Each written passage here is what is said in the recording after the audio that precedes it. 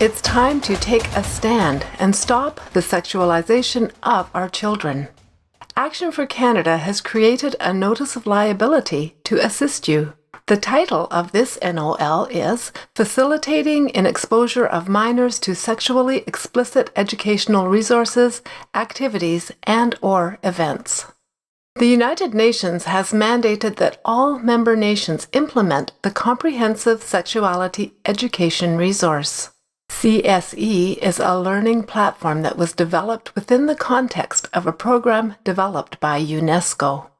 This so-called resource sexualizes children at the earliest ages possible, and it's no surprise that it's causing great harm to our children, as well as attacking the traditional family unit. According to Section 163.1 and Section 152 of the Criminal Code, as well as the Canadian Centre for Child Protection, it's a criminal offence to sexualize and exploit children. Here at Action for Canada, we've been working to expose this evil agenda and to empower parents, grandparents, and concerned citizens to take a courageous stand. In an effort to assist you, we've created a page on our website where you will find an incredible assortment of information on this issue, including the various programs that have been introduced into our schools. Beyond the Basics is the resource used in Nova Scotia, WIN Sex Ed is used in Ontario, CSE is used in Manitoba, and SOGI 123 is used by the rest of the provinces. By introducing these programs into our educational system, our children and youth are being exposed to sexually explicit pornographic materials in the form of books, magazines, and comic strips. Our kids are also encouraged to become members of organizations that promote sexually deviant behavior and the exploitation of minors. Be sure to take advantage of this notice of liability, which will advise teachers, librarians, trustees, ministers, etc., that they will be held personally liable for exposing minors to any form of pornography or sexually explicit material, as well as any activities or organizations promoting sexual deviancy and the exploitation of minors. By using this valuable NOL, you have the ability to demand that the CSE learning resources be immediately and completely removed from libraries and the education system. That all of the books listed, including titles by the same authors, be immediately removed, and that all educational facilities, including libraries, cease and desist promotion of any and all activities, including performers and clubs that exploit our innocent, impressionable, and vulnerable children and youth.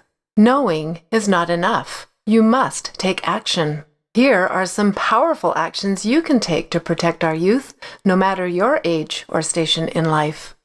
Pull your children out of public schools and universities. Run, facilitate, join, or help with a homeschool group. Get involved in writing letters and serving notices of liability. Run for office as a school board trustee, mayor, or city councillor. Connect with an Action for Canada chapter near you. We cannot ignore this message. Our children and youth are being subjected to twisted ideologies using social justice as a means to indoctrinate and groom them, and we must protect them. Thank you for taking a stand to protect kids. If you like what we're doing at Action for Canada, please consider making a donation to support our ongoing work. And be sure to join a chapter near you. God bless you, and God bless Canada.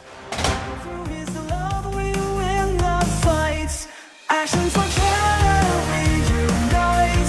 Joining hands, let's fold the fight. Action for the Canada, we stand tall. With love and faith, we can win it all. We are up high.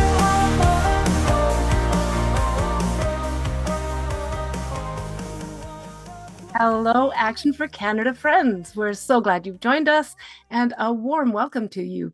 We're so grateful to have you as a part of our community.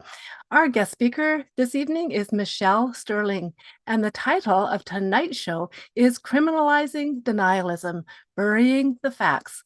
It's Wednesday, June 17th, 2026, and this is the Empower Hour. Action for Canada is a national movement reaching out to millions of Canadians and uniting our voices in opposition to the destructive policies tearing at the fabric of our nation. Through call to action campaigns, we educate, equip, mobilize, and empower citizens to take action. We are committed to protecting faith, family, and freedom. As many of you know, Canada is facing a campaign initiated by the United Nations and certain Native activist groups. The United Nations Declaration on the Rights of Indigenous Peoples, or UNDRIP, undermines our Constitution, threatens our democracy, is defrauding taxpayers of hundreds of billions of dollars, and is trampling on the God-given inalienable rights of Canadians. If you have any questions regarding this issue, or if you want to dive deeper into this topic, we invite you to head over to our website. If you go to the menu at the top of the page, you'll see current issues, scroll down to UNDRIP, UN Global Affairs, and once you land on that page, you'll find an abundance of resources to assist you. And as always, we ask you to share this information and tonight's show with your family, friends, local politicians, and on social media. If you're joining us for the first time, it's my pleasure to introduce you to Tanya, the founder and leader of Action for Canada. For nearly 11 years, Tanya has been focusing on faith, family, and freedom, and she and the Action for Canada team work relentlessly and uncompromisingly to bring awareness to the many critical issues facing our nation, including tonight's very important topic. Tanya will be coming on in just a few moments, but first, I'd like to introduce tonight's guest. It's always so good to have Michelle Stirling joining us on the Empower Hour. Michelle is a career counselor, author, investigative researcher, columnist and blogger, filmmaker and television producer, and a fearless truth teller. She has boldly and unapologetically spent many years exposing the agendas, narratives, and policies that threatened Canada's sovereignty, prosperity, and constitutional foundations. Michelle has been a guest on the Empower Hour several times, and we encourage you to go back and watch her previous informative interviews if you haven't seen them. And we also recommend you watch Michelle's documentary video, The Bitter Roots of Sugarcane. We are always so grateful for Michelle's insights and extensive research as she continues to expose lies and deception. Will you all please help me welcome Michelle Stirling. Hello, Michelle. Welcome to the Empower Hour. Thank you so much, Heather. I'm happy to be here. Okay, thank you, Heather, and thanks for doing such a great job in showing our viewers how to get to our resources. You're right, that UNDRIP page is packed with great resources and information and facts and evidence. And as Heather had mentioned, Michelle has been on the Empower a number of times. Her past presentations are on there. I highly recommend you go through and watch those, as well as our other guests, because the Bible says that, well, I say that knowledge is power, and when you have it, you have to share it. You got to share it. But the other point of it is that for lack of knowledge, people perish. And our country, for especially the last 11 years, has been under assault as far as the truth is concerned. And that is really slicing away at our democracy and our freedoms. And this particular issue regarding the Indians, regarding land grabs, reparations, everything behind it, it has nothing to do with their welfare and everything to do with global control and money. And so it is the root of all evil. So Michelle, you are coming on tonight. You're going to educate us some more. You're going to provide evidence. But just as a little overcap, the Globe and Mail recently made a half-hearted apology. It was so pathetic. You jumped on that. I have signed up for your, I've subscribed to your Substack. Sorry, all of a sudden the word escaped me.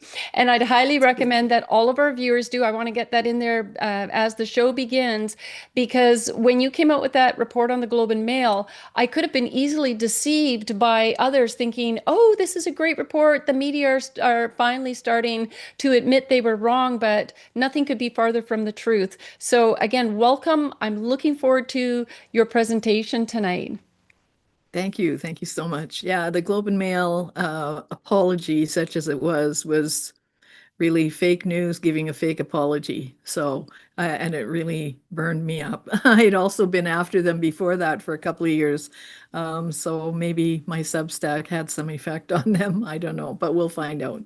Well, we have every reason to be outraged by the Globe and Mail, CBC, CTV News because they've been the propaganda arm for the government, and this has led to church burnings, division, Yes. Yeah. attacks against Canada internationally, our reputation. China took up the baton and called us a genocidal nation. And when I say reckless, I mean it. Our history in those churches burning down, the division that it has caused in this nation from people who are part of the psychosis, the mass psychosis, where they actually believed immediately that 215 children had been murdered and recklessly and carelessly. And so they were more than happy to start pouring hundreds of billions of dollars into this. And it's just criminal. It really is just criminal what's taken place. And there are those, the whole system, I believe, is falling apart as the evidence, thanks to you, Nina Green, Francis Widdowson, Dallas Brody, all of you are out there on the front line exposing the truth. You guys are doing a great job with your investigations and providing the evidence to counter the lies.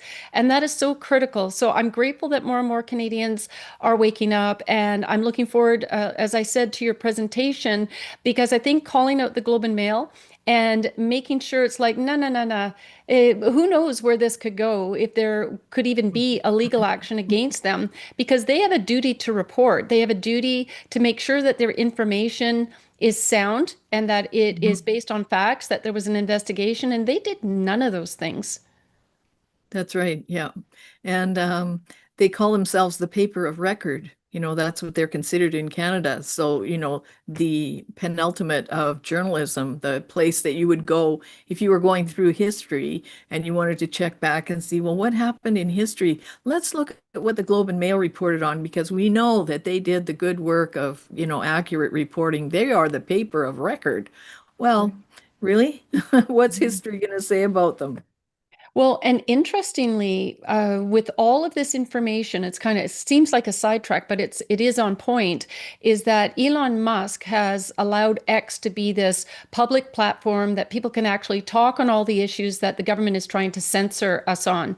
One of those major topics, like Rupert Lowe in the UK, is exposing that over 250,000 girls have been raped by these Pakistani Muslim gangs. And X is one of the platforms where we can see all of this information. So Keir Starmer is threatening to arrest Elon Musk and wanting to shut him down.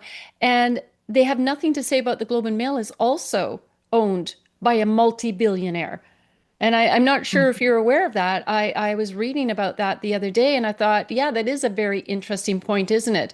It's always a one-way street with the globalists and the activists that are pushing these very evil and damaging agendas. Yeah, pretty Yeah. bad. Yeah, it is. So why don't we stop there? If anybody, I want to encourage you, you have to be actually on live with us on the Zoom if you have questions. So do register and join us. You can find that on our homepage on Action for Canada if you have questions for Michelle.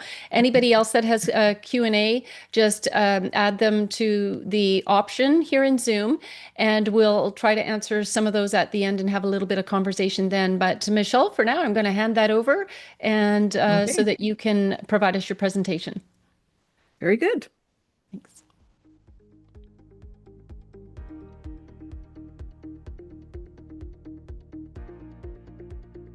Okay.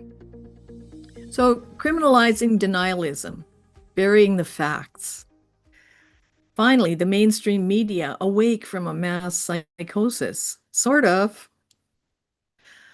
So the other day, Blacklock's reporter was posting that federal censors would gain powers to block social media deemed a threat to social stability under Mark Miller's Bill C-34. And this is the third bid in 5 years to regulate legal internet content. Reasonable restrictions on rights. Well, who promoted a lie that created social instability? Well, it was Mark Miller. So here he is saying, this is obscene. Residential school denialism isn't just idle talk. It's a malignant attempt to deny the pain and suffering of Indigenous people. And he's talking here about the claim that some denialists showed up and tried to Michelle? dig up unmarked graves. Michelle? There's no, Sorry to yes? interrupt. We just needed you to try sharing your screen one more time so that we can show the viewers the presentation that you're sharing. Okay. So it's not sharing? No, Okay. so if you go to the bottom of Zoom again and just click share Okay, the I'll just screen. go back then. Okay, sounds good. Sorry to Okay, interrupt. sorry about that. There it is. Okay.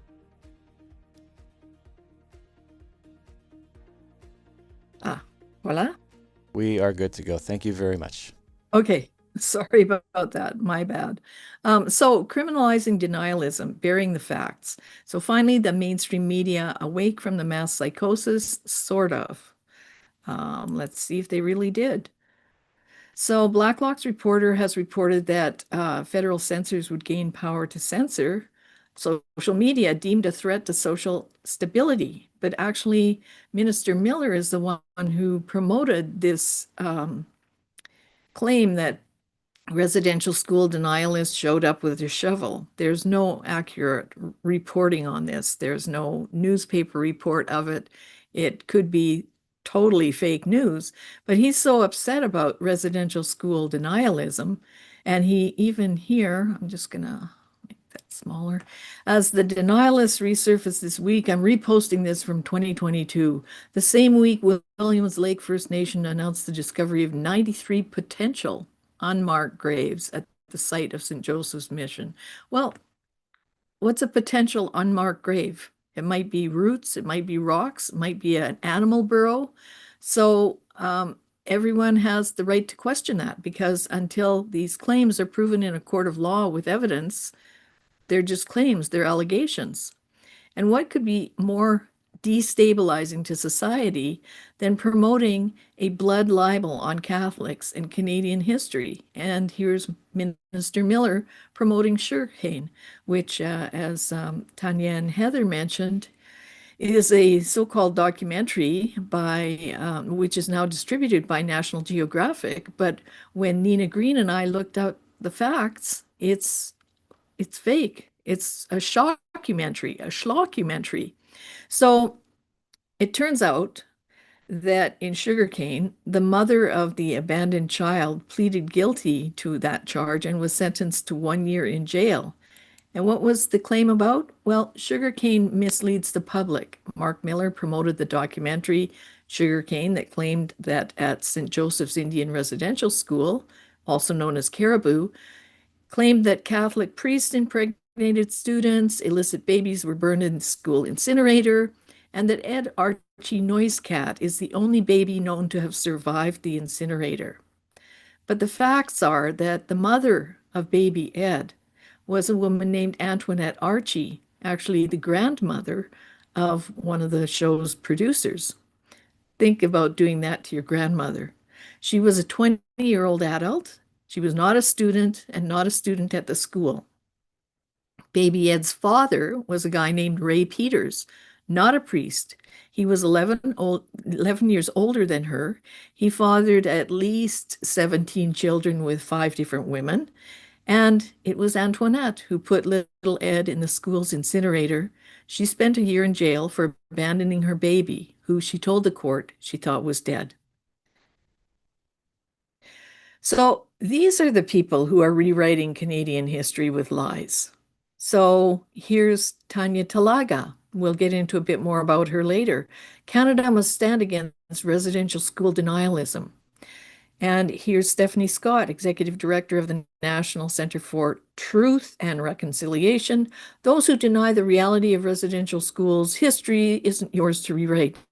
And here's, of course, Leah Gazan, claiming that the first genocide that was recognized within Canadian borders. Well, I'm sorry, people, but no one has ever been charged or convicted of genocide in Canada in relation to Indian residential schools. And we must have presumption of innocence. And you would think that Mark Miller would know that. He's a lawyer. And ironically, the mainstream media is helping rewrite history. So I looked at this report, and there's a lot of concern about misinformation out there. And what struck me is that actually people are still trusting the media. So 6 in 10 Canadians report they had high or extreme level of concern about misinformation, but regardless of their level of concern, less than half reported high levels of trust in the media. But this is still 47%. Anyway, as journalism goes, so goes democracy. This is a book by the Canadian Journalism Foundation, and they're all very proud of themselves. And they state right at the top of the book, the very survival of our democracy depends on how well journalists do their job. We all have a stake in that. And Knowlton Nash was a famous broadcaster in his time in Canada. So here's the Globe and Mail winning awards. June 12th, 2025, the Canadian Journalism Foundation, that very foundation I just mentioned, they gave an award to Tanya Talaga for media luminary or organization that has made a global impact through journalism. Yep. She sure did that. And here's another award winner, Philip Crawley, former publisher and CEO of the Globe and Mail, for the CJF Lifetime Achievement Award. And he said in his acceptance speech, I think what most pleases me with this award is that it is a tribute to the Globe and Mail, which continues to be a beacon of light in what is often a dark media landscape. Famous last words. So here's Canada's paper of record reporting that the remains of 215 children were found at the former Kamloops, BC residential school. That's got to be one of the darkest media stories. The unproven claims of a mass grave and human remains of 215 children reportedly found at the former Kamloops Indian residential school. The Globe and Mail and Tanya Talaga were key figures in the propagation of this unproven claim. And they published on May 27, 2021, a Canadian press story, which is a somewhat rewritten sort of cookie cutter of the press release issued by the Kamloops band. Now, Canadian Press is jointly owned by the Globe and Mail, Torstar, and Square Victoria Communications Group, which is a wholly owned subsidiary of Power Corporation.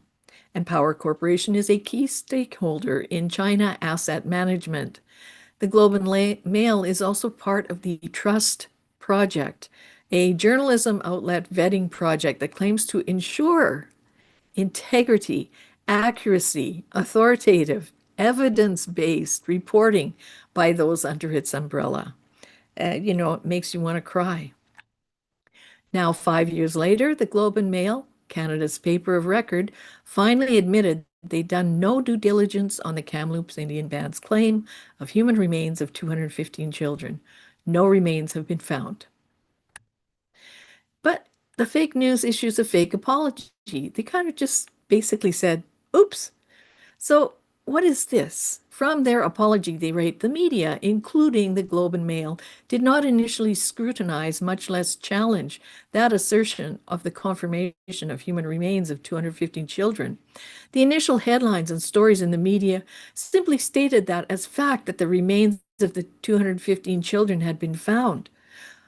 Many of those early stories, including in this newspaper, made reference to mass graves, a historically fraught phrase that does not appear in the Kamloops 2021 press release. Did not scrutinize? Huh? You had one job, as they say. And now 5 years later, right? After 5 years of visceral hurt in Canada, where former Indian residential school students were led to believe that their once loved priests, nuns, ministers, and staff were secretly murdering unnamed classmates and burying them clandestinely. 5 years of visceral hurt, where former Indian residential school administrators and staff were relentlessly blood libeled by the mainstream media led by the Globe and Mail. 5 years of deep, gutting wounds inflicted upon devout Catholics and people of other Christian denominations, many of them Indigenous people, as dozens of beloved churches were vandalized or burned to the ground. 2 innocent people died in a church arson. Mainstream media misinformation instigated rage and a lack of societal stability. 5 years after UNDRIP was rammed through the Senate, fraught with guilt and sorrow because of that 215 announcement, 5 years in which Canadian private property rights have been turned upside down with Aboriginal land claims. Richmond residents were surprised to learn that their property fee simple title rights might be worthless as the Cowichan tribe's decision came down, and also that they had been denied an opportunity to intervene in the case that had been wending its way through the court for a decade because they might have objected. 5 years. Coincidentally, the passage of UNDRIP gives further weight to the Cowichan claim. Just read Article 26. And thanks in part to the Globe and Mail promoting the Kamloops 215 claim, many private property owners in Richmond may no longer own their homes. Will this happen to the residents of the city of Kamloops too? Because, as you can see, over a decade ago, the city of Kamloops had a claim for Aboriginal title filed against it by the Kamloops Band. So let me ask you this. If on May 26, 2021, you knew that the Kamloops Band had filed claim over the city of Kamloops, Sun Peaks Resort, and all the surrounding territory, would you have believed on May 27th, 2021, that they found 215 dead children in their apple orchard at the old Kamloops Indian Residential School? I bet you would not have believed it. And the Globe and Mail probably would have done more investigative research. But instead, after 5 years, the Globe and Mail offers us an oops. And what's the Globe and Mail's proof? Well, the word of an Indigenous activist journal. In Nina Green's article, Tanya Talaga has let the cat out of the bag. She quoted Talaga from her book, The Knowing. As a Globe columnist, I was also fielding questions, but they were coming from the Globe's Parliament Hill Bureau. On one of my first nights there, my editor called me. It was late. I was in my hotel room, exhausted. She apologized for what she was about to ask me. She apologized for asking a question. That's what journalists do. And she said, the Prime Minister's office, the RCMP, is questioning the numbers, the 215. There was more. There's talk that there's internal strife in the community. I told my editor that what she heard was categorically not true. The number was correct. And furthermore, that I had not seen any division. In fact, I'd seen the exact opposite, unity. She said she'd tell everyone what I said, and she apologized for having to be the messenger. We hung up. Who was actually the messenger? Talaga. After 5 years, when apologizing, the Globe and Mail further misleads people and repeats disproven tropes. So they blame John Horgan and Justin Trudeau for not apologizing. They claim as fact that children were snatched from their homes. In fact, parents had voluntarily and formally applied. They had to fill out an application form for their kid to go to Indian residential school. They claim as fact that 3,200 children died at Indian residential schools. In fact, only 423 died at Indian residential schools, very sadly, but that's over the course of 133 years and 139 schools. That's not genocide. It's sad, but, we have children who inadvertently, die from accidents, sports accidents, chem lab accidents at school these days. So it does happen. And then the Globe and Mail says a government official thought Indian residential schools were close to manslaughter. Well, Nina Green did some research. It was not a government official, but a missionary. It was not about Indian residential schools, but about teaching hygienic rules. So they claim as fact that Indian residential school students died at a rate just far higher than children in the rest of Canada, a negligence so deeply rooted that it came within unpleasant nearness of manslaughter, according to a government official in the early 1900s. No, the source, which Globe and Mail fails to provide, is a letter by Samuel Hume Blake, published in a pamphlet to the members of the Board of Management of the Missionary Society of the Church of England in Canada. Blake was not a government official, as falsely claimed by the Globe and Mail, and the statement in his letter was to the Honorable Frank Oliver, Minister of the Interior, on the 27th of January, 1907. It was not about residential schools. So you can read it here. If you seek to draw the Indian from the wigwam and out-of-door life, you must educate him in the ordinary hygienic rules, the non-observance of which cultivates tuberculosis and scrofulous affections, principal causes in the high death rate. The appalling number of deaths among the younger children appeals loudly to the guardians of our Indians. In doing nothing to obviate the preventable causes of death, it brings the department within unpleasant nearness to the charge of manslaughter. But it's not about Indian residential schools. It's about the fact that the people who were making the transition from living a hunter-gatherer life to a settled life in a home had no hygienic skills. And then he offers, let there be at least 50 carefully selected chosen centers in the Northwest, a thoroughly trained nurse appointed to carry on this work and to give systematic instruction to the Indian women and children in regard to those domestic matters of which they in their new life are ignorant, and which make so much for the health and happiness of these fellow beings so largely dependent on us. Now, this man is seeking to find a healthful solution for Native people, while the Globe and Mail is trying to denigrate Canada as guilty of manslaughter.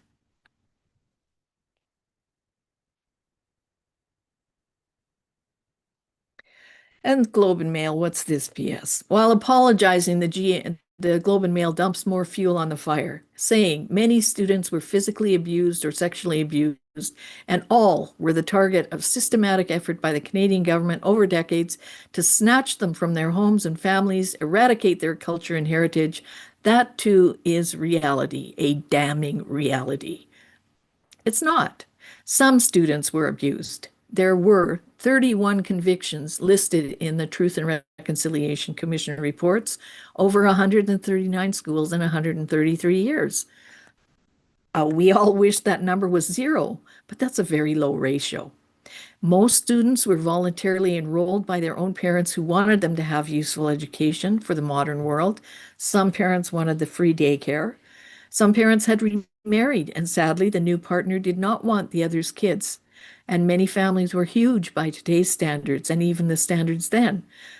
Families with 10, 12, 14 children could not feed and care for them all, so many of the kids were sent to Indian residential school to survive. The kids may not have liked it or understood that their parents were all part of the scheme.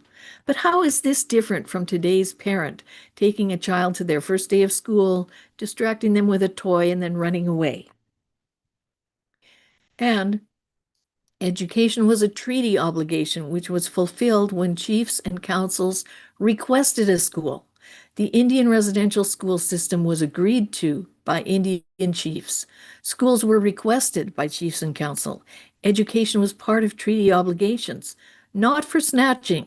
The IRS system was set up with prior review and approval by numerous Indian chiefs, as told in historian Don Smith's article, The Chief's Journey. So they went, a handful of chiefs went down east. They saw the Mohawk Institute. They had students give presentations. They saw what they were teaching and learning. They saw how society was developing. They approved. And there were some children who were snatched but they were snatched from the jaws of destitution, neglect, and hunger. Today we call it being apprehended, a child taken into custody because the risks in the home outweighed the ensuing challenges of separation from parents. And here's some examples. This is Alan Higgs, a former social worker, writes, "Yes, I scooped children, and here's why." So he said he received word some parents hadn't been seen in several days. Go to the house, there's no heat, no firewood. What little food there is frozen. Crying baby on the floor, her wet diaper frozen to the floor. The police insist I accompany them at 3 in the morning to a rural area, arrived to find a drunken orgy with children under 10 present. Minus 35 Celsius, that's about minus 31 Fahrenheit. Make a patrol down the alley behind beer parlors and find 2 carloads of children in vehicles. The windows are frosted over inside. Children are cold and hungry. Not the first time I found this situation. I step into the bar and I hear, "Uh-oh, it's the welfare." After midnight at our home. So he's at his own home. There's banging on the back door.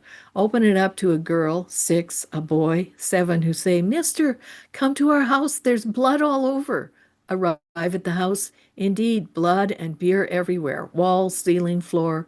A crib is upside down. The baby is screaming. I look in the bedroom. I see a naked 19-year-old and her boyfriend having intercourse. Observe another female naked from the waist up in the other room. Police officer arrives. Second day on the job. His eyes are popping. Turns out the female in the other room had a breast slashed in 2, and this is causing the blood. And he says, we tried very hard to work within community structures, like within the reserve band structure, chiefs, counselors, band staff, families. But because the parents were problem drinkers who fought with everyone, folks were reluctant to offer support for the children, let alone the parents. We heard over and over again, "I don't want to get involved."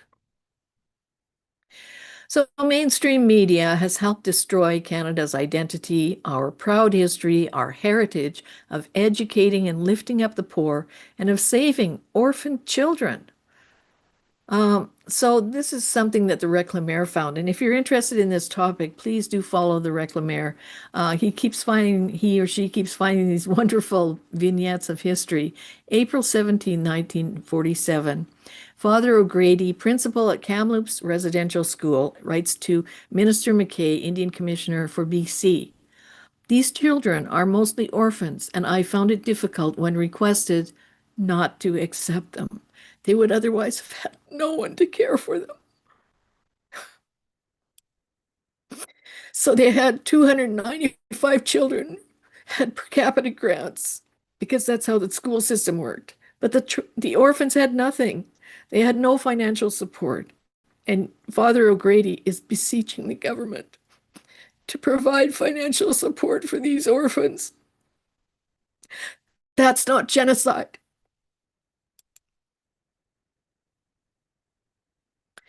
And Nina Green writes, the Globe and Mail then goes on in the 30th of May 2026 article to make excuses for former BC Premier John Horgan. Politicians also helped to fuel public perceptions that the bodies of hundreds of children had been found. John Horgan, then BC Premier, called Kamloops a tragedy of unimaginable proportions in the wake of the initial announcement. Mr. Horgan had no way of knowing whether that was true. So Nina writes, of course, Premier Horgan had a way of knowing whether the Kamloops band claim was true. The Globe and Mail and the City Council in Kamloops had advance notice of the Kamloops band's claim. It's unthinkable that the Kamloops band would have given a heads up to Kamloops City Council and the Globe and Mail without also a heads up to the Premier of BC. All Premier Horgan had to do was to ask the RCMP and the BC Coroner's Office to investigate and to insist that the Kamloops band not recklessly send out immediate release until the RCMP and coroner had completed their investigations. And that goes for the government of Canada too. And surprise, guess what? In 2003, the RCMP issued this report, but did not make it public. This is an 8-year RCMP task force investigation into 15 Indian residential schools in BC. And if you click on the link from the PDF, as explained in detail here, the RCMP's 8-year Native Indian Residential School Task Force investigation into all of these allegations at 15 BC Indian residential schools was carried out from 1995 to 2003. And there were a significant involvement of activists, Indigenous activists throughout. So it's not like this was a secret thing that the RCMP did. The Indigenous activists were directly involved in it, including Charlene Bellew. By 2003, the investigation had essentially come up with nothing. So the RCMP wrapped it up, but they decided not to release the final report. So, inaccurate reporting and no balance whatsoever. So here's the Globe and Mail's editorial code of conduct. The credibility of the conduct in the Globe and Mail on all platforms rests on solid research, clear, intelligent writing, maintaining a reputation for honesty, accuracy, fairness, balance, and transparency in all created content. And to these ends, the following rules and principles apply. The Globe and Mail will seek to provide reasonable accounts of competing views in any controversy so as to enable readers to make up their minds. Go and see how many competing views there are in Globe and Mail on this topic. It is unacceptable to invent or falsify a quote, source, anecdote, detail, or anything else pertaining to the news. Right. And then the Globe and Mail wrote, the First Nations are owed a greater debt. No, they're not. Canadian taxpayers are paying out more than $60 billion to reconcile with 1.8 million Indigenous Canadians who get many benefits that Canadians do not. So I won't go into detail on this graph, but it shows the amount of money that bands have and the numbers of people in the band. So most people think First Nations, I think they envision them as, the size of cities, right? Of the 600 plus First Nations, over 500 have total registered populations smaller than 2,000 people. There are only 62 bands with registered reserve populations of over 2,000 people. There are 150 bands with registered reserve populations of less than 100 people. It's absurd.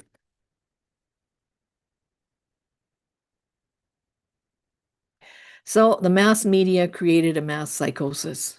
And you can see they had 61, I did a search, and there were 61 results with mass graves, Kamloops, for because it also in their apology, they said, yeah, we stopped using the word mass graves. We didn't do that.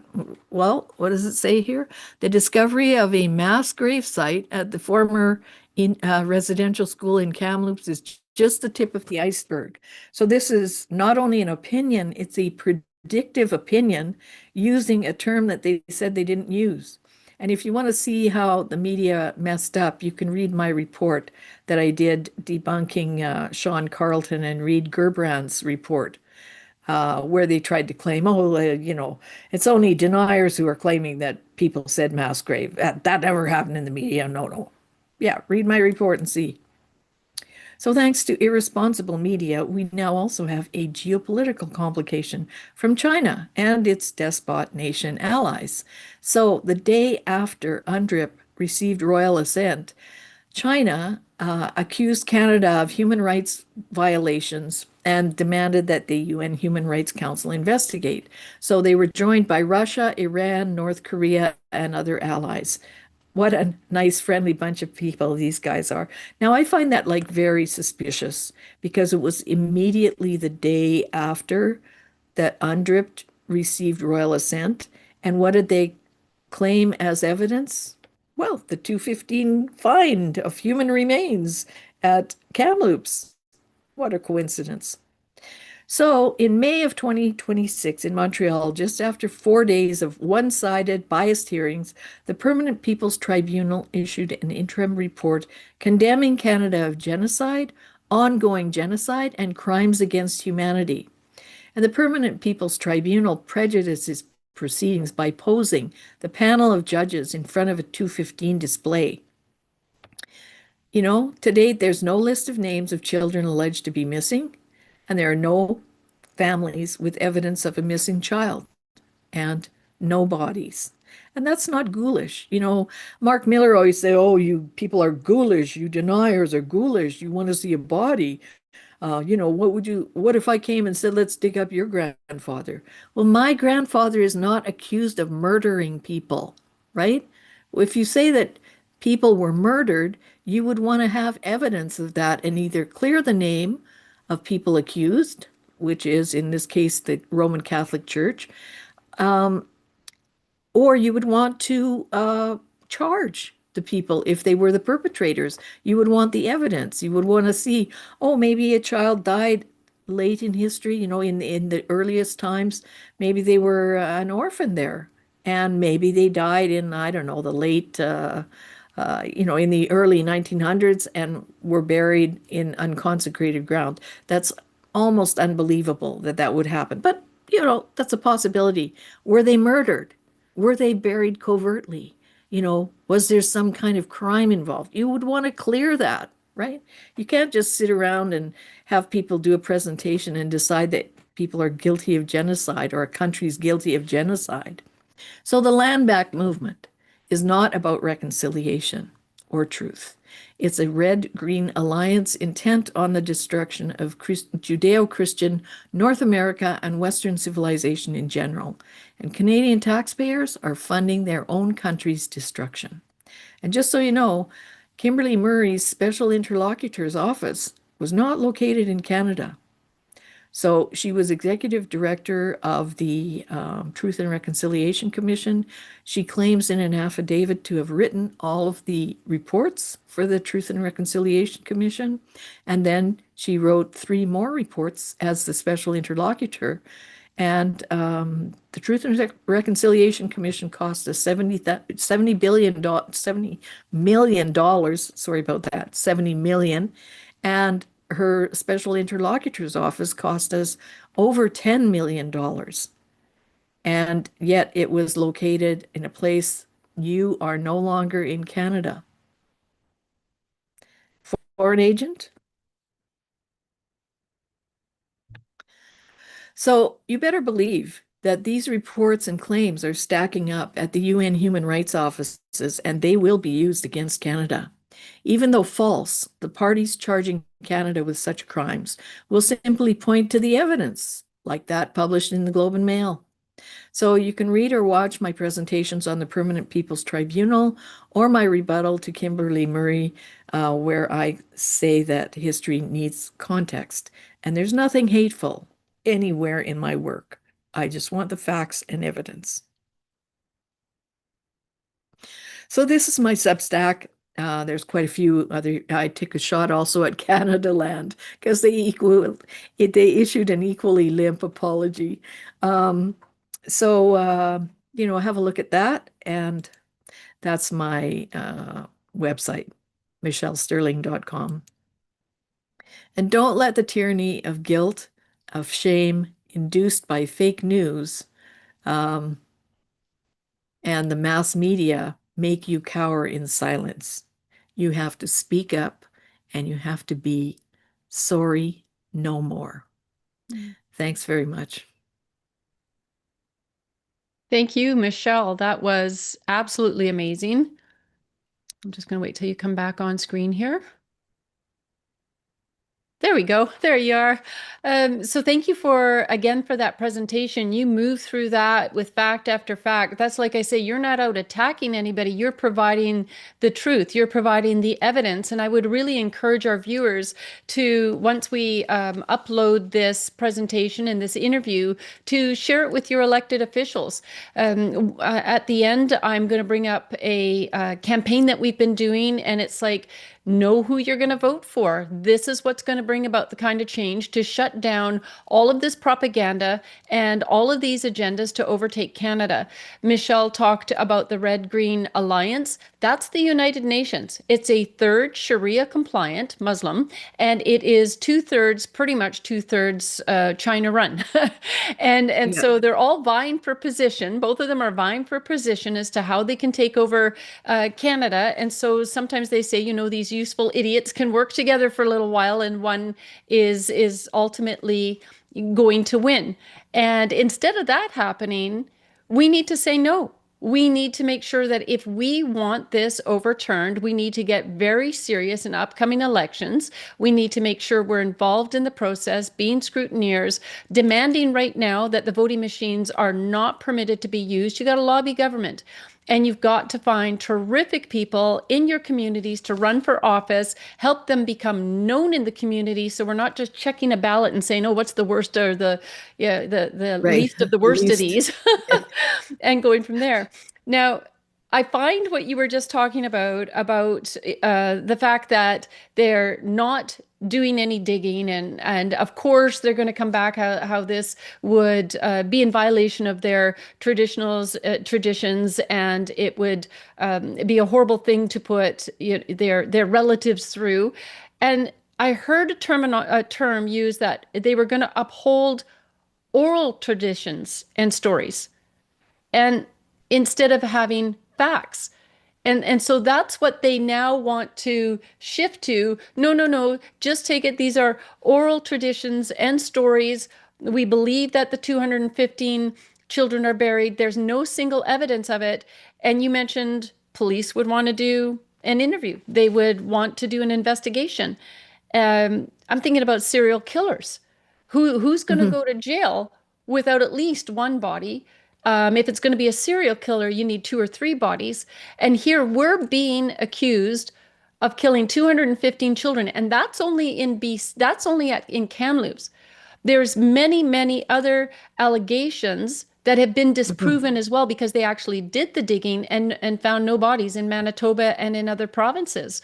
So I would imagine that everybody that's watching this can see right through the lies, and they're all beginning to look pretty pathetic in trying to uphold this, especially Leah Gazin, and trying to champion this as an MP to continue to call us a genocidal nation. And then we've Right. got somebody in And to put us BC, in jail. yeah, and to put us in jail for so-called denialism. It's like, well, what is there to deny? Until we understand the facts of this, we're going to deny that there's bodies there until it's on them to prove otherwise. And they don't want to do that because then they know all of It's this will come crushing down. Well, it's interesting because another part in Tanya Talaga's book, she actually called Murray Sinclair. And Murray Sinclair, I believe he was in the Senate when he said this, but I'm not 100% sure. But he intervened in what the RCMP had started as an investigation. And you should read it in the book or read one of Nina Green's articles on it because, I don't want to misquote the details. But essentially, the RCMP then said, okay, we're turning it over to the band.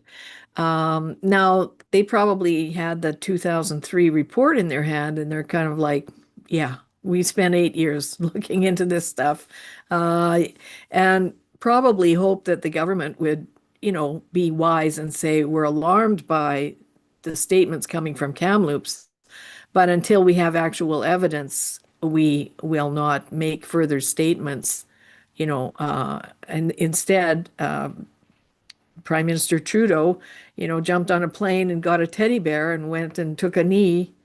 Uh, it was kind of like a copycat movement to the BLM movement, but just, indigenous. And it's quite interesting now, actually, now that I mention that. I also wrote an article about this book called The Fourth World by George Manuel. Thought I had it here. Anyway, in that book, it shows that the early Red Power movement in North America and in Canada were latched onto the Black Panthers pillars of organization. And in the US, J. Edgar Hoover saw the Black Panthers as a very serious, destructive communist force within the country And yet, this is really what underlies the National Indian Brotherhood, which is now the Assembly of First Nations. So you can read it in the fourth nation. It's like right there in the introduction when I was reading, I'm like, what? So, Yeah, that's concerning, isn't it? When we talk about the yeah. Red-Green Alliance, that's the Muslims and the Mhm. communists and Islam and communism working together, Mhm. and the BLM. They need these Marxist movements in order to continue to tear down and destroy our national identity. And we do have a national identity, despite what Mark Carney just came out and said that we have no creed, we have no faith, we have no this and that. And it's like you are just such a big liar. Yeah. And again, it's just a push to, I think he's even trying to aggravate people by the words that he's saying. I do not believe he's going to succeed, and we'll keep fighting to make that happen. I have a couple of questions here that people have put in the Q&A, and one of them was, what is your perspective on the recently published book, Talk Treaty to Me, Understanding the Basics of Treaties and Land in Canada by Crystal Gale Fraser and Sarah Karminski, I believe it was. So have you heard of that book? I haven't heard of it and I haven't read it. So, Okay. And then a second question to that, I believe by the same person, was if you could recommend several top books that would help people understand the Indian situation in Canada. well, I would go back to historic books like uh, this one's hard to find, but Riders of the Plains. Um, It's a very old book, or the Turner Official Diaries of the RCMP, all of the books by Dr. Hugh Dempsey. My area of knowledge is mostly related to Western Canada, but really it was the West where Canada was bonded as a nation. The Mounties coming west was actually the big elbows up move at the time, if people can understand that, because Mhm. in the States, they were waging Indian wars in the States from 1644 to 1924. By 1924, we had been educating Indian children in schools for 50 years. So, it was a very different relationship. And there are almost no direct violent conflicts in Canada with Indian people and traders and settlers. And partly because MacDonald was very wise. He saw what was going on in the United States and he said, well, okay, we don't want that to happen here. Why don't we make a deal with people? And, the government already knew that the nomadic way of life was dying and that the buffalo were dying. I think they didn't realize how quickly they would be killed off. And that was mostly in the US, because they were trying to build a train across the US, and the buffalo numbers were so huge, they often could run for days. So the train had to stop and wait for the herd to go by. Um, and also the furs were in demand for coats, and the leather was in demand for the Industrial Revolution in Europe. The buffalo tongue was a delicacy. Mm. So anyway, so by what had happened is these American traders, whiskey traders, had infiltrated southern Alberta, and they were getting all the Indians mad drunk on this horrible blend of strychnine, tea, whiskey, whatever junk they could put in it. And they also had a cup that was rounded on the bottom. So, you couldn't take a sip and then put it down like you could when you're having a social drink. So they would drink the whole thing, go crazy. They were giving Mm. away their wives, all their furs for nothing. And that's what the Mounties did when they came west. They stopped all of that. That was a genocide going on. They stopped that whiskey trade. They stopped these, random Benton gang infiltrations. And they recognized the Indian people of Canada as being of Canada and that protected them also from the U.S. cavalry. Mhm. So, these are things in the context of the time that made perfect sense.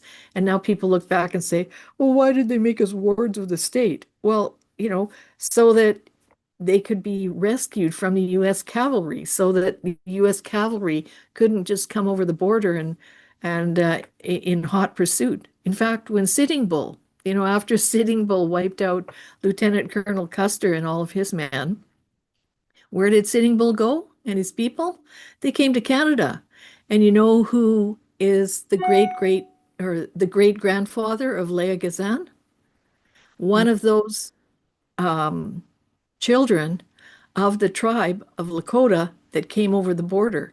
And you know what? He went to Indian residential school in Regina, and he gained skills. He was a devout Catholic. He built a church.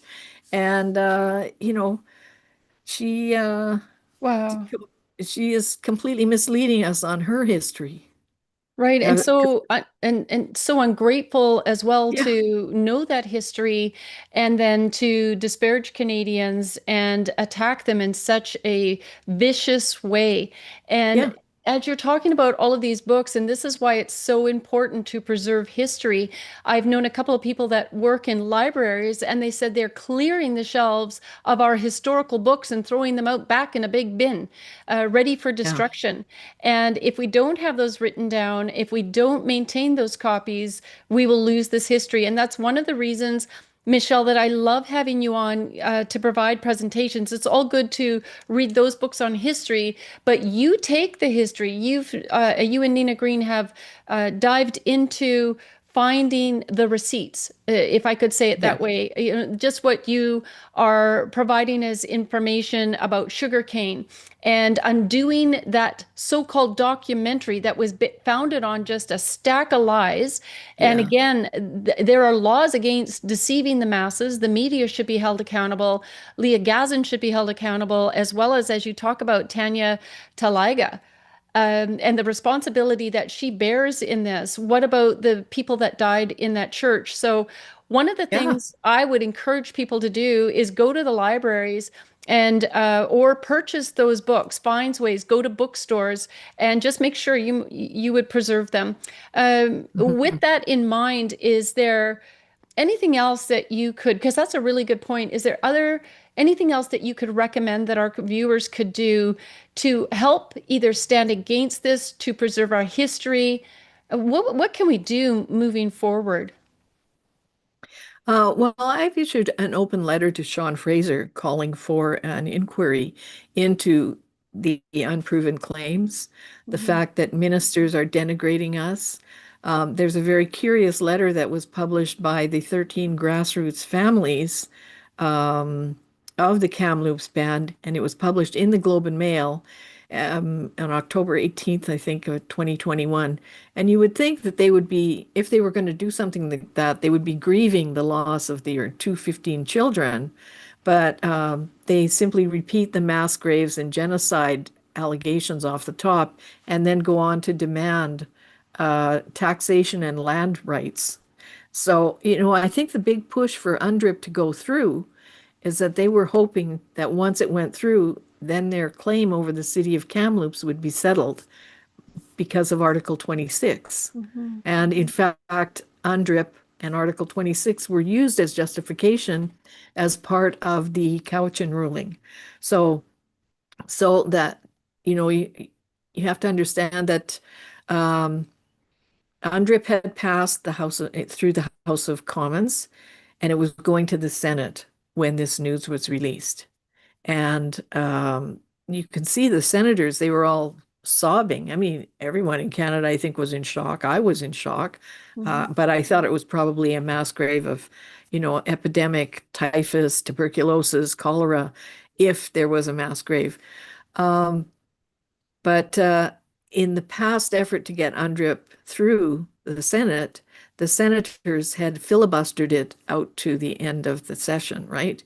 But this so shocked them that they approved it with no questions. Even though like six premiers and several First Nations had actually pushed back on UNDRIP, but they were unable to stop it. So Right. that's, you have to realize those two things, that UNDRIP was rammed through the Senate because of the claim of the 215, and that China accused Canada of human rights crimes and genocide with all of its despot nation buddies Yeah. right after UNDRIP was approved. And what did they use as evidence? The 215 claim.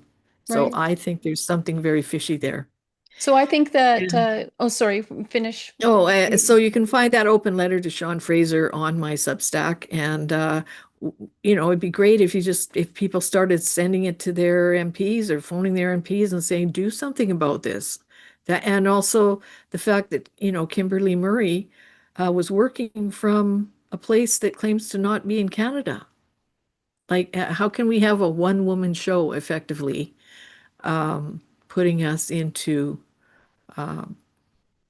balkanization? Right. We need evidence is the bottom line. We need Yeah. to absolutely push back. Canada is such a big country. We have 300 and what 42 or 43 MPs now. It's gone up a few. And we're going to do this by building communities within communities, like Action for Canada's goal is to mobilize citizens. It's easy Mhm. within a community to deal with one MP, not so easy to Mhm. deal with 343. And so Exactly. right? I think it's a good strategy. We need to demand evidence from Kamloops. We are not going to let this go. It's even shocking, if with Indians, with all of their traditions, were really, really concerned about these loved ones. Wouldn't they want them to be uncovered and bury them in dignity? And give them, tombstones or however it is that they would take care of a loved one once they'd passed away. Wait, Okay. almost all of the Indians at these schools, their families had converted to Christianity decades before. Right. So, it's been suggested that the children were snatched away and forced to convert to Christianity. That's not what happened. The families were already Roman Catholics or Presbyterians or whatever, at Church of England, and the missionaries and priests and clergy often incorporated languages, Aboriginal languages, into the services. And also the missionaries were the early people like Father Lacombe and a number of the priests, um, the Oblate priests in BC. They were the ones who created the syllabics and the dictionaries and the method of transcribing and retaining the languages. They were the ones who saved these oral languages from total extinction. Hmm. And now these people are being accused of genocide and cultural genocide. It's just sickening. It's Hmm. sickening. It really is, Michelle, and I appreciated your emotion when you were going through a couple of those PowerPoint images presentation, and because I look at it that we know the Christian lifestyle, we know that it doesn't matter. I mean, uh, if people are going to say a certain group is evil, everybody, there is evil all over the earth, no matter even what your culture is. But there are higher levels of evil in certain cultures, and we're seeing that right now. It's certain enough within Middle Eastern cultures, Pakistani cultures. It depends on the way that we are brought up, and that starts practically from birth. So here the Europeans come to Canada and they are met by these tribes, over 640 of them across Canada. The majority of them were infighting. They remain infighting today, arguing about land and fighting one another. And so then you bring in these schools that were either like all Christian, whether Catholic or Presbyterian, Protestant, and you have these people with a heart to love on these Yes. kids, to educate them, to Yeah. help civilize a society that were having tremendous losses because of the way they were living. Tents are not a particularly great way to raise a family in the far north here in the colder temperatures, minus 31. You gave some very perfect examples. That's evidence of what they were facing as they would go into the homes of the Indians and the Aboriginals. And this is what they were witnessing. And we're hearing still those same testimonies today. It's heart-wrenching. And so I do care about those people who poured all of their hearts, and then probably when they were at capacity, here are these orphans whose Yeah. parents maybe went off hunting, didn't come No, back. no, they were orphaned. Their parents were dead. Yeah. And what do Dead. you There, do so with they had that? no one. They had no Yeah. one. And You know, and instead of being grateful, we're being persecuted, undermined. We've paid hundreds and hundreds of billions of dollars to these people, and I think the majority of Canadians have said enough, enough. We got to get rid of this two-tiered system. We all need to be equal under the law. So yeah, agreed. Yeah, agreed. yeah. Somebody asked one more question, and then we'll sign off. It had something to do with land acknowledgements, I believe. Where to go? Okay. Is there a facts synopsis to counter the narrative that is available to present to county or municipal councillors on this matter of land acknowledgements? Um, I can't think of one off the top of my head. I think, well, maybe on Woke Watch, maybe on James Pugh's site. And Jim McMurtry has some funny stuff on X. I can find it and then send it to you, Tanya, and maybe you can put it into the page about this event.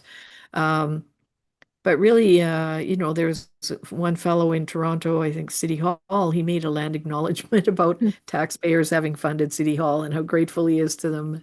And so I think people could do their own version. Mm-hmm. Uh, you know, it, the tribes also overlapped a lot, right? I mean, in Alberta, for instance, there's a river called the Battle River in the middle of the province. Mm-hmm. What was that And battle about? It was between the Blackfoot and the Cree. That was their dividing line. So, and it was Father Lacombe who created peace between the two tribes. So, this history is just being distorted before our eyes. It's a tragedy. It is. And I'm just so grateful for you coming on the show and bringing that history back to the front and center. And we got to preserve this. We got to embrace it. We've got to share this information. We've got to oppose the agenda, not only against the Indians, but against the Canadians, because it is only a few that are benefiting from this. The chiefs, and I'm not saying all chiefs are bad and all Indians are bad. Please don't send us hate mail about Yeah, this. But we see there is a massive agenda against the Indians to use them as pawns. There's an agenda against Canadians, and we just need to say no. We need to come together and put a stop to it.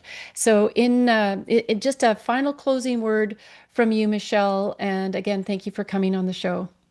Oh, thank you so much. I just see a note here. Can someone please show how we're not reliving history? Tell me the difference between Germany 1939 and Canada present. You're right. You should maybe read an article on my Substack called Macron's conflict of interest precludes his declaration of a Palestinian state, because you'll see that there's a reason why there's all this crazy anti-Semitism going on. And you know what they say? It's the Saturday people first and then the Sunday people, meaning they'll go after the Jews first and then the rest of us are next. And it's playing out. We look at Europe, Yep. the UK, Yep. we look at the Middle East and the countries that they've taken over. It doesn't fare well. And there's definitely an agenda. We can't turn a blind eye to it. We as Canadians have to stop being so nice. And we have a right, we have a national identity. We need to make a determination within ourselves to fight for that national identity. It happens to be a Judeo-Christian nation built on biblical principles, and that's a Mhm. good thing. And I think that we need to unite on that, because that is what underlies our freedom and democracy. So Right. again, Michelle, thank you so much for coming on the show. We look forward to having you on again. Okay, thank you. Thanks, everyone. All right. Okay. Well, guys, just to quickly wrap this up, I am just going to share my screen because I don't want you to miss out on our page that Heather had pointed out at the beginning. Under current issues, you go down to UNDRIP, you click on UNDRIP, and this is the page that comes up. It has a lot of the information that Michelle was talking about tonight, talks about the RCMP investigation. I could add to this. It's been a little while since I've updated this page. I am talking hundreds and hundreds of billions of dollars that are funding this reconciliation machine. Here is one of the top reports that came out about the missing and murdered women and children. It ends up that the majority, 86%, was being done by their own people. And videos are at the bottom. You can just keep scrolling down. There's a section here that talks about the graves nationwide, where they were trying to say that the children were murdered. Here it is about the churches. I need to update that because I know it's over 100 churches. This is not at all about doing what is best for the Indians. They literally are using them as pawns, and we need to put a stop to that for them and for us. This is a purpose as well with diversity, equity, inclusion, the DEI, the critical race theory. They're trying to bait us. They're trying to pit us against one another. And we really do need to unite and put a stop to it. As I mentioned earlier, we have a campaign: candidates, support, promote, vote. So find those candidates within your community. Just support them financially, go door knocking, promote them, and then vote for them. And do become a scrutineer and make sure you're counting those ballots on the day of the count. Just a quick update. I am going to be in Kelowna next week. There will be an email coming out on it shortly. We're finally going to have our 2 days in court regarding Tyson Cook, aka drag queen Frida Wales, who has filed a vexatious and frivolous notice of civil claim accusing Action for Canada of posting false statements, but all of the statements and information that we've posted on this on the website are all statements and posts that Tyson Cook himself had made. So please pray for us for our success. It's going to be the week of June 28th, but it is on Friday the 26th that we have to wait till Friday the 26th to find out the 2 days the following week. And so let me just see if I had, so I'm going to be at a rally as well, a Freedom event at 12 p.m. on Saturday the 27th. And then on the 26th, we'll find out if it's going to be the Monday, Tuesday, June 29th and June 30th, or if it's going to be Thursday, Friday, July 2nd and 3rd. And if you can make it and join us, we sure would love your support. Next week, I'm going to be special guest. I'm actually going to stop sharing my screen right now. And, the challenge is, are we going to live by Christian principles, or are we going to commit cultural suicide? The answer should be simple. We were gifted. Our fathers of Confederation gave us an amazing gift by founding Canada on the biblical principles. And that is a gift that is worth fighting for. And we need to be committed to that. The Bible verses for today are really quite simple. And there it says that it's using the word simple. It is from Proverbs 14, verse 15. The simple believe anything, but the prudent give thought to their steps. And we are challenging you. We are asking you, be prudent, because they are dishing out a whole lot of lies. And Canadians, through this mass psychosis, have been gobbling it up for years. After the COVID era, so many people, thank God, woke up, and now they're questioning everything. And we need to keep that momentum going.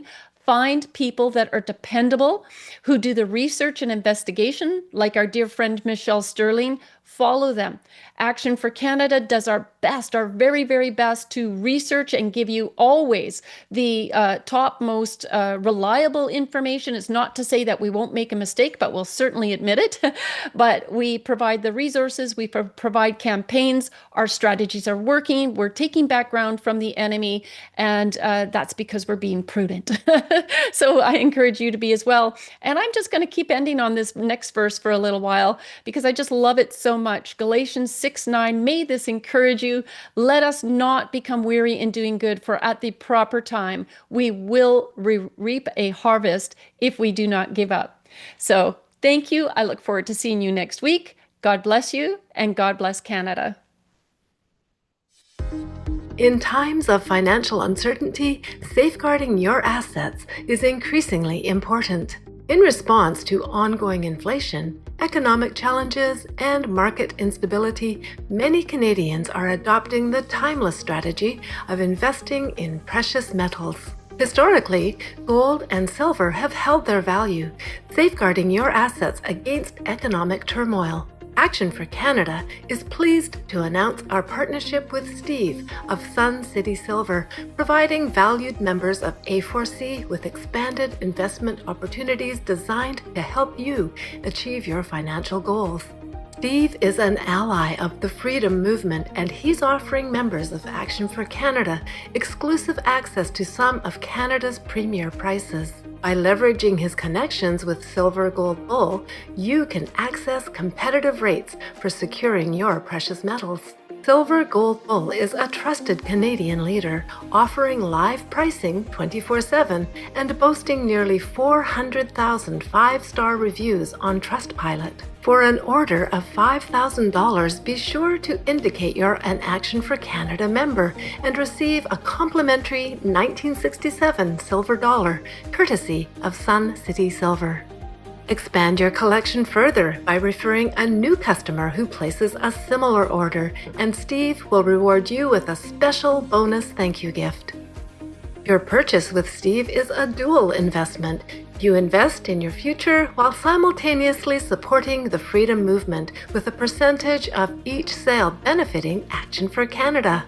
For more information, be sure to visit actionforcanada.com/purchasing-precious-metals/.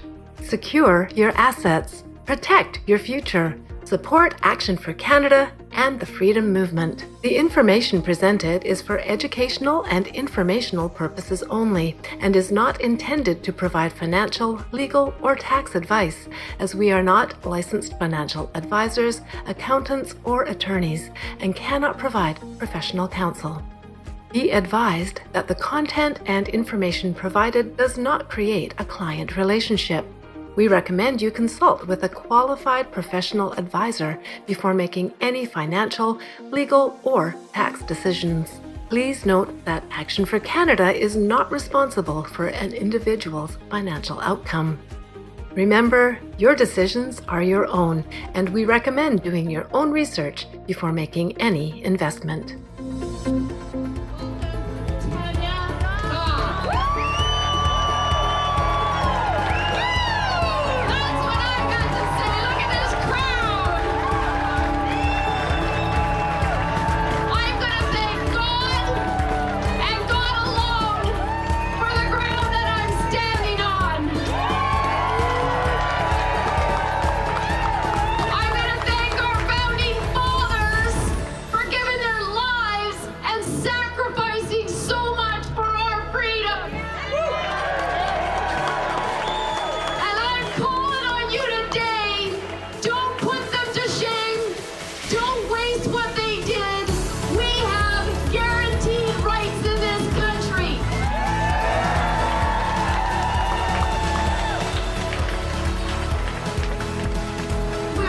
Chapters across the nation. We are going to be in every town and every city, and we are going to build communities within these communities of like-minded people who are actually going to care for one another again and love on each other and give each other the help when they're down. We are going to use the teams and the people that build within chapters to support our businesses. The government's actions are completely 100% unlawful. Judgment will again be found on justice, and those with virtuous hearts will pursue it. You have a virtuous heart if you are here today pursuing freedom and righteousness. And then verse 23 comes along with a promise. God says He will turn the sins of evil people back on them. He will destroy them for their sins. I take great comfort in that because I serve a mighty living God who has allowed us to go through this season of discomfort because we as a nation had turned our back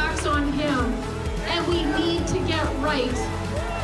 So I am just going to thank you so much. I'm going to say God bless you and God bless Canada.